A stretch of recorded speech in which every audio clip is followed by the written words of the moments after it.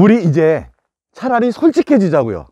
영혼 없이 덕담 멘트나 날리는 것보다 정말로 솔직한 게, 인간적으로 솔직한 게 얼마나 교훈적인지를 잘 알려주는 사찰이 이 포항 5호사입니다.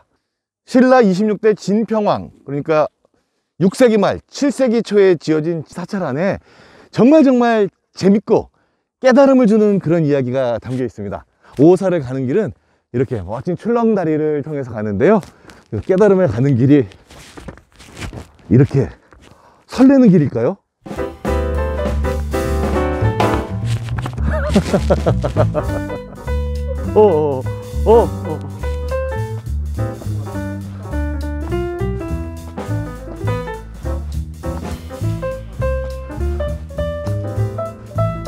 오호사는 나 오자 물고기 어자, 그러니까 내 물고기 절이라는 뜻이죠. 여기에는 정말 그 신라시대 유명한 스님 두 분의 아주 솔직하면서도 재밌는 이야기가 담겨 있습니다. 신라의 4대 고승이 그 유명한 해골서극물의 원효, 자장, 의상, 해공인데, 이 오호사에서는 이 네 분 중에 원효와 해공 두 분이 등장하십니다. 이 두 분께서 여기서 법력 대결을 한번 펼치셨다고 그러죠. 근데 제가 들은 이야기하고 여기 공시의 이야기는 조금 다른데, 일단 제가 들은 이야기, 죽은 물고기 두 마리를 두 분 스님이 손에 이렇게 간직하고 있다가 저 바로 밑에 보이는 오오지, 호수가 된 오오지인데요, 바로 이곳에 이 계곡에 풀어놔서 그 죽은 물고기가 살아나는 사람이 법력이 더 뛰어난 거다, 이런 얘기를 했다고 그래요. 그래서 두 분이 그 물고기를 풀었더니 이 세상에 참 공교롭게도 한 마리만 살아서 헤엄을 쳤다고 합니다. 자, 이 두 분은 정말 엄청난 고승들이시잖아요. 깨달음을 얻으신 분들. 그러니까 우리는 흔히 이렇게 생각할 수가 있어요. 서로가 덕담을 했을 거예요. 아, 역시 대단하십니다. 스님의 물고기가 살았습니다. 그럼 또 그 스님은 아닙니다. 저 물고기는 스님의 것입니다. 제 것이 아닙니다. 스님 대단하신 분이십니다. 이러셨을 것 같죠? 아닙니다. 한 마리만 살아서 헤엄을 치니까 그 고승인 원효와 해공 두 분이 동시에 저 물고기가 내 물고기다. 저게 내 물고기다. 그래서 나 오자 물고기 어자, 오호사가 됐다고 하는데요. 정말 우리 시대 역사의 그 유명한 스님 두 분이 정말 체면 다 던지고 우리에게 이렇게 알려주시는 거예요. 솔직해라. 인지상정.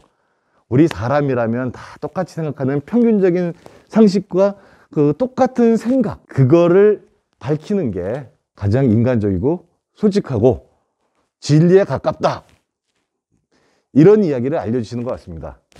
오호사, 차라리 솔직해지자고요.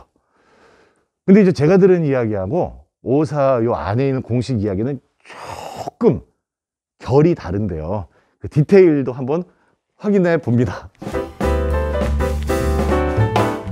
요게 이제 오호사에 공식적으로 있는 기록이니까 사실 이게 더 맞을 거예요. 제 거랑 버전이 조금 다른데, 근데 이제 제 생각에, 근데 여기 내용을 가만히 읽어보면 조금 거시기한 게 있어요.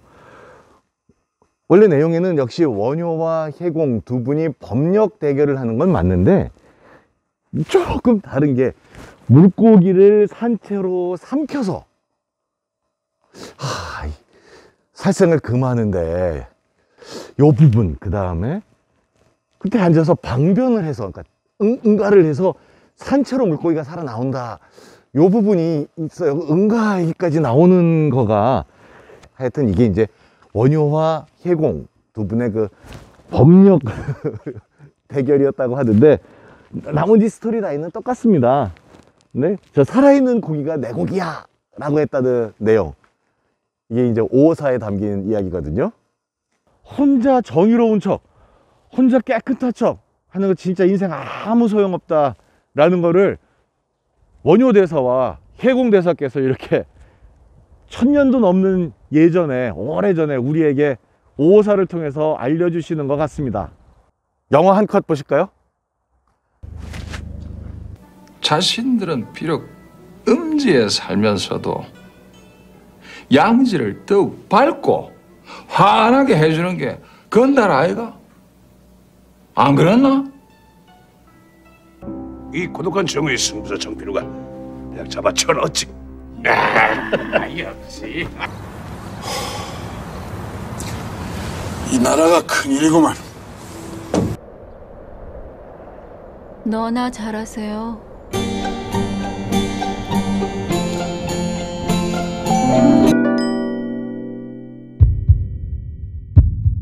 너무 반갑습니다. 네, 반갑습니다. 예. 꼭 구독해 주셔야 돼요, 오늘. 하신 지 오래되셨어요? 구독할게요. 아, 예, 감사합니다. 땅기.